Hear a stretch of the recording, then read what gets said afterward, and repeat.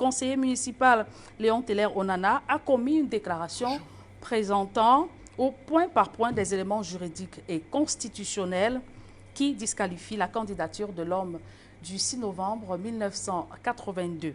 L'honorable Samuel Motte, votre camarade Léon Teller, dénonce la violation des articles 18, alinéa 2 et 27, alinéa 3 des textes organiques du Rassemblement démocratique du peuple camerounais. Vous le présentez, ce monsieur, comme étant camarade, je ne le connais pas déjà, premièrement, mais le Cameroun étant vaste, il n'est pas certain que je connaisse tous les camarades de mon parti. Et nous sommes des millions de personnes à nous intéresser au fonctionnement de ce parti-là qui assure la gouvernance de la République depuis un certain nombre d'années. Après, maintenant, qu'est-ce qu'il veut bien dire? Je crois que nous avons des choses beaucoup plus importantes qui peuvent nous préoccuper aujourd'hui. Les tergiversations, les mises en spectacle d'un certain nombre d'entre nous. En réalité, on doit faire l'économie de débat sur ce genre de choses. Rien n'interdit et rien n'interdira. Rien, absolument rien du tout, que ce soit les statuts, que ce qu'il évoque, qu'il est de manière diagonale, que ce soit quelque autre procédure qu'il pourra engager, rien n'interdira de ce que le candidat que nous serons choisis pour pouvoir représenter le RDPC à l'élection présidentielle puisse être celui-là. En réalité, on est dans l'égarement total. Vous ne reconnaissez pas M. Léon Teller Onana? Non, mais moi, je ne le connais pas. On m'a dit qu'il serait conseiller municipal dans une mairie quelque part de la République. Je ne connais absolument pas. Il serait... Utiliser le conditionnel. Il serait. J'ai le droit d'utiliser également le conditionnel. Vous n'allez pas m'obliger à utiliser un autre temps que celui-là. Il serait sous peine de vérification. Parce qu'en plus... on ne peut pas être conseiller municipal et puis être en balade de manière permanente et récurrente à l'extérieur. C'est des gens qui, pour des considérations diverses, viennent pointer en disant qu'ils veulent se faire élire. Et effectivement, une fois qu'on leur a fait confiance, ils pensent qu'ils ont pris du poil de la bête et ils peuvent faire n'importe quelle déclaration. Il n'y a pas un militant de RDP. Et d'ailleurs, j'ai suivi ce monsieur-là dans le cadre d'une émission également sur Internet. En réalité, il n'y a pas meilleur opposant que lui, mais nous ne sommes pas là pour pouvoir faire le tri entre les Camerounais. L'opposition, y compris à l'intérêt d'un parti, est compréhensible aussi longtemps qu'elle est structurée, mesurée et qui est assise également sur les faits réels. Quand vous l'entendez, vous voyez, on ne peut pas avoir meilleur opposant que celui-là, mais on ne peut pas être opposant à l'intérêt d'un parti et puis s'en revendiquer également. Et donc, pour cet ensemble de raisons-là, le président de la République, Paul Biya, son excellence Paul Biya, jusqu'à preuve de contraire, sera notre candidat à l'élection présidentielle d'octobre 2025. Ce n'est pas ce genre de... Vraiment, où on s'attarde, il faudra qu'on s'attarde sur des choses qui sont essentielles. Ça me semble périphérique, illusoire. Ça n'a aucune consistance qui puisse permettre que l'on puisse continuer. Ça, c'est la deuxième fois qu'on débat sur ce sujet-là. Mais il parle avec des faits. Lesquels? Il évoque les textes de votre parti. Lesquels?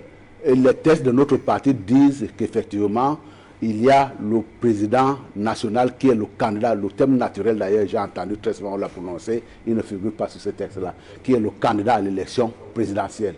Et par ailleurs, puisqu'il veut s'appuyer sur les problèmes de renouvellement de congrès et tout ça, on a dit effectivement que le congrès siège à une cadence qui peut être retenue, mais le bureau politique peut prolonger les mandats des gens qui sont élus dans le cadre d'un congrès. Et c'est ce qui a été fait assez récemment, où on a dit effectivement, en ce qui on renouvelle l'ensemble des mandats, y compris celui du président national.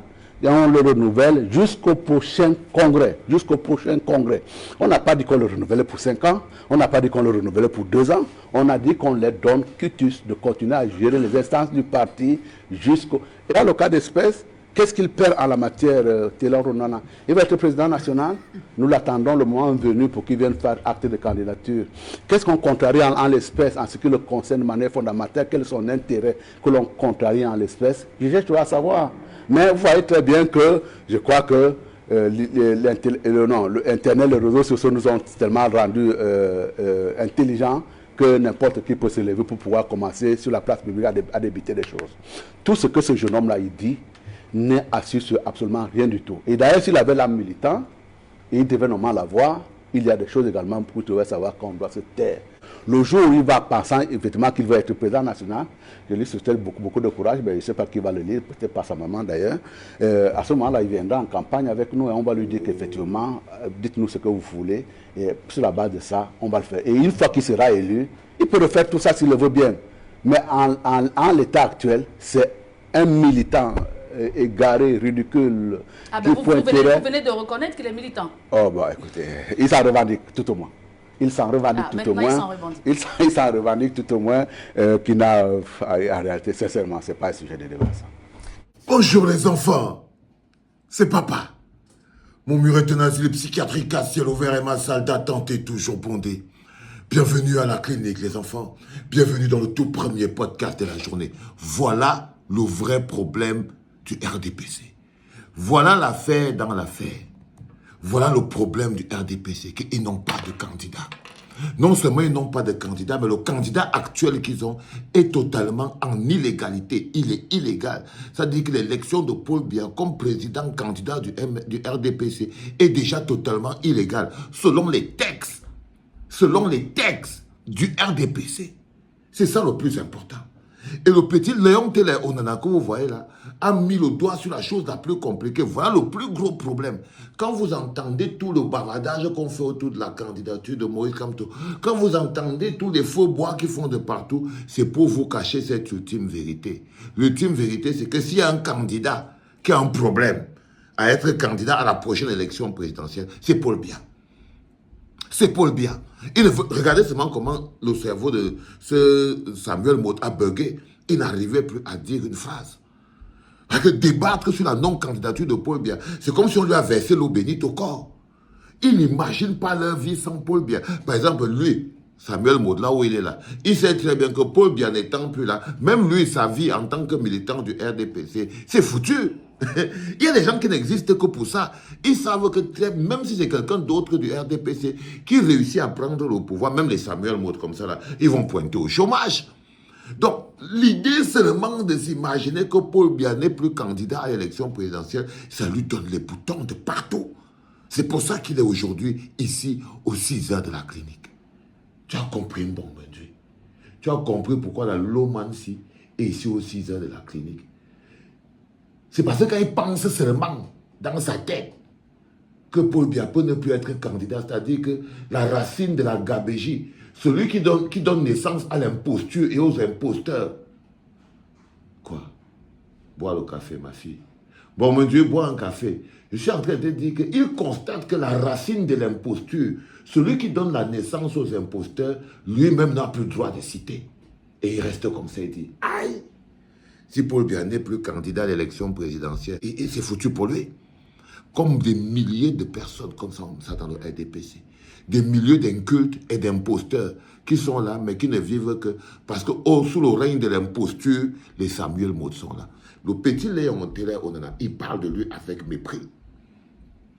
Et vous voyez, avec le mépris avec lequel il parle du petit Léon Télé Onana, il dit que je ne sais pas qui il est. On lui pose d'abord la question, tu connais le bonhomme, il dit que non. Il ne le connaît pas, parce que c'est le débat qui le met dans les problèmes. Le problème n'a jamais été le débat de la candidature de Moïse Kamto. Ils savent. Et s'ils ne savaient pas, ils savaient déjà. Le problème, c'est la candidature de Paul Biya. La non-éligibilité de Paul Biya. Et je vous avais dit ici que s'il y a une campagne que nous allons mener et qui doit être menée, c'est la campagne non à la candidature de Paul Biya.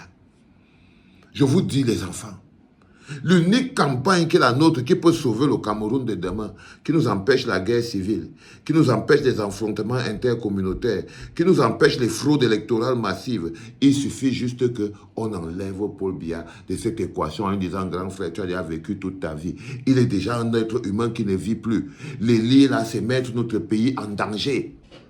Le garder là, de faire rester là, c'est mettre le pays en danger. Et comme c'est quelqu'un qui ne peut pas accepter le verdict des urnes, c'est pour ça que le non à la candidature de Paul Biya est une campagne salutaire pour notre pays. C'est une campagne de santé publique.